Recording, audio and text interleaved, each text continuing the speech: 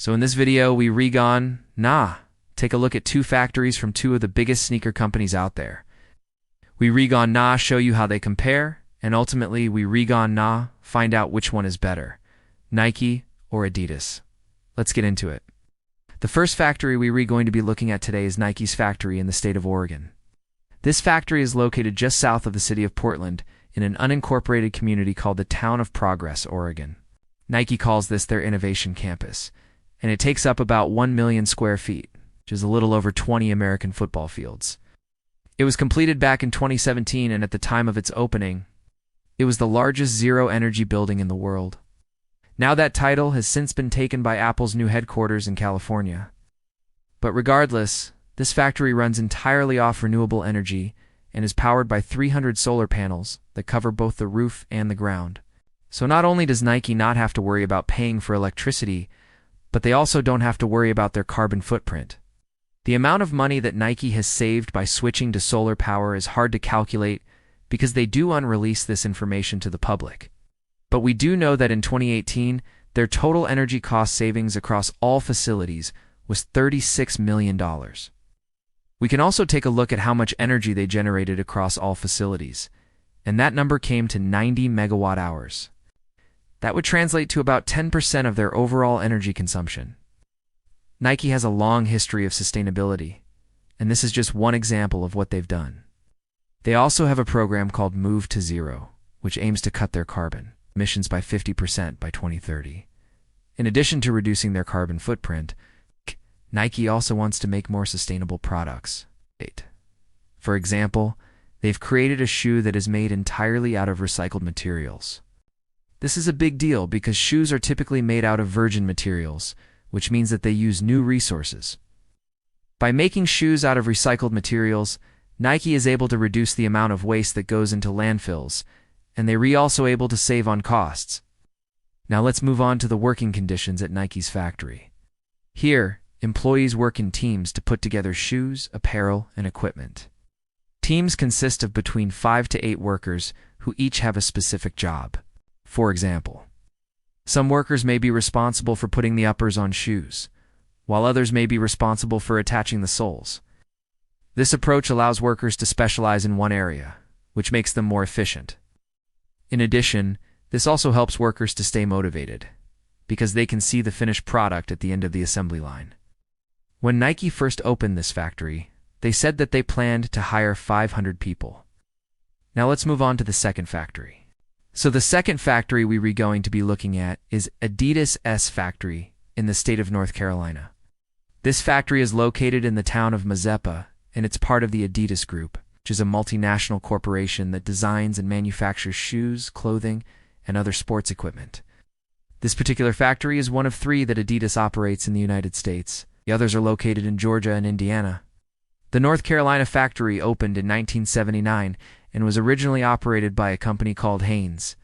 Adidas purchased the factory in 2005 when they bought out Reebok. Since then, they've invested millions of dollars into the facility, which now spans nearly 1 million square feet. In terms of energy efficiency, the North Carolina factory is pretty impressive. It uses natural lighting to reduce its reliance on artificial lighting. It also uses motion sensors to turn off fans and other equipment when they're not being used.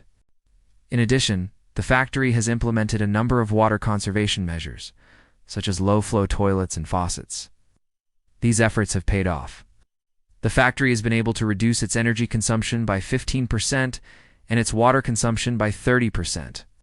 When it comes to waste, the North Carolina factory is also pretty impressive. It has a recycling program in place that diverts 85% of its waste away from landfills. The factory also uses environmentally friendly cleaning products and finishes. All of these efforts have paid off. The factory has been able to reduce its waste by 25%. Another thing that the North Carolina factory is doing well is providing a safe and healthy working environment for its employees. The factory has a number of safety measures in place, such as fire drills and evacuation plans. The factory also provides employees with training on how to operate machinery safely. In addition, the factory has a number of ergonomics programs in place to reduce the risk of repetitive stress injuries. All of these efforts have paid off. The factory has been able to reduce its recordable injury rate by 50%. Moving on to wages, Adidas claims that it pays its workers a fair and living wage. However, it's worth noting that the company has faced criticism in the past for its labor practices in developing countries.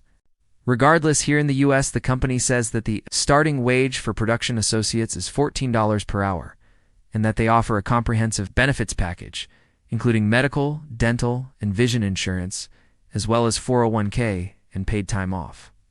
Overall, Adidas's factory in North Carolina seems to be a well-run, efficient operation that is committed to sustainability, safety, and fair labor practices. Only time will tell how the future holds for the Adidas Corporation as a whole. But for now, the company appears to be on solid ground with this factory. Now let's compare the two factories and find out which one is better, alright? So let's start off by comparing the size of the two factories. Nike's factory in Oregon is slightly larger than Adidas's factory in North Carolina, taking up 1 million square feet versus 978,000 square feet. However, Adidas's factory is older, and it shows. The roof has visible damage, and the windows are dirty. On the other hand, Nike's factory looks newer and nicer overall. In terms of sustainability, both factories are doing a lot to reduce their impact on the environment. Nike's factory is powered by solar panels, and it was even awarded the title of the largest zero-energy building in the world when it first opened. Although that title has since been taken by Apple, Adidas's factory, on the other hand, uses natural lighting and motion sensor technology to reduce its energy consumption. When it comes to waste, Adidas's factory is doing a better job than Nike's. They're able to divert 85% of their waste away from landfills, while Nike's is only able to divert 50%. When it comes to wages, Adidas claims that they pay their workers a fair and living wage. Although the company has faced criticism in the past for its labor practices in developing countries, Nike, on the other hand, pays their workers $18 to $20 per hour, which is higher than both the minimum wage in Oregon, which is currently $12.50 per hour, and the starting wage offered by Adidas. Overall, I think that Nike's factory is slightly better than Adidas's. Nike's able to produce more products with less waste, and they pay their workers better. However, it's important to note that Adidas is a much larger company than Nike, so the fact that they're able to match Nike in terms of sustainability is pretty impressive. Not to mention the fact that they're a much older factory. Ultimately, it really depends on what you value most when comparing the two factories. Let us know what you think in the comments below. Which factory do you think is better? You think the wages at Nike's factory are high enough? And what do you think about the sustainability efforts of Adidas's factory? If you enjoyed this video, please leave a like and subscribe so you don't miss any of our future videos. Thanks for watching.